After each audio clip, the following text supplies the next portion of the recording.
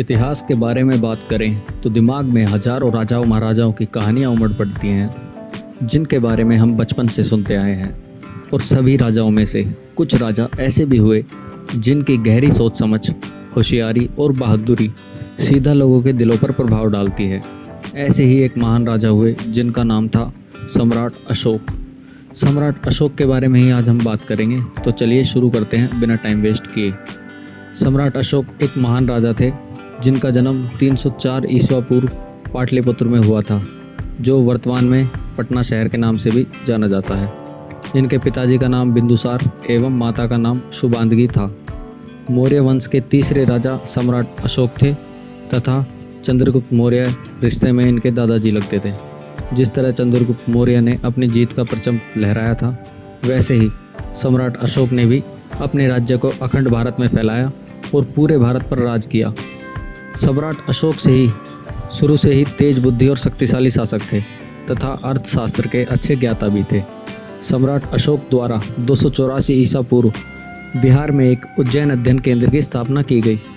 शिक्षा के क्षेत्र में काफ़ी कार्य इनके द्वारा किए गए। सम्राट अशोक कोई साधारण राजा नहीं थे।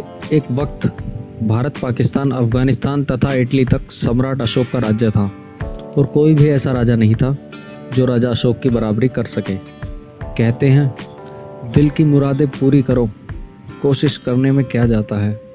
वक्त वक्त की बात है और वक्त सबका आता है। दोस्तों, वक्त भले ही सबका आता होगा, मगर उस वक्त एक वक्त ऐसा भी था जिस वक्त सम्राट अशोक का सिर्फ वक्त नहीं था, उस वक्त उनका दौर था जो उनके जीवन से मृत्यु तक चला।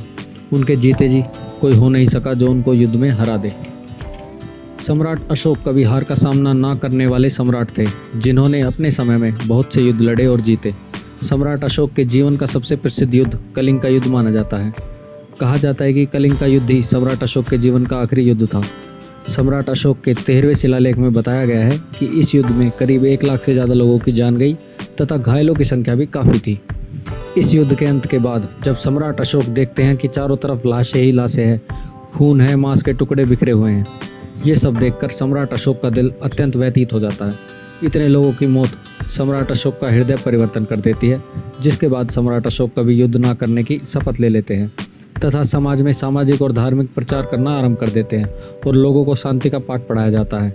आखिर सम्राट अशोक बुद्ध धर्म के अनुयायी बन जाते हैं और एक ऐसे राजा बन जाते हैं जिन्होंने अपनी बहुत बड़ी जीत के बाद अपने हथियार त्याग दिए और इसी कारण उनका नाम अशोक से महान सम्राट अशोक पड़ा, जिनका पता हमें सम्राट अशोक द्वारा बनवाए गए शिलालेखों से मिलता है।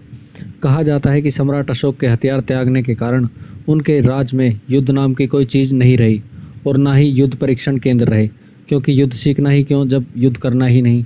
ऐसे ही हर तरफ लोग खुश थे, मगर लंबे समय तक युद्ध से दूर रहने के कारण सम्राट अशोक की सेना भी युद्ध करना भूल चुकी थी। कहते हैं सम्राट अशोक का हथियारों का त्याग करना ही उनके पतन का कारण बना था।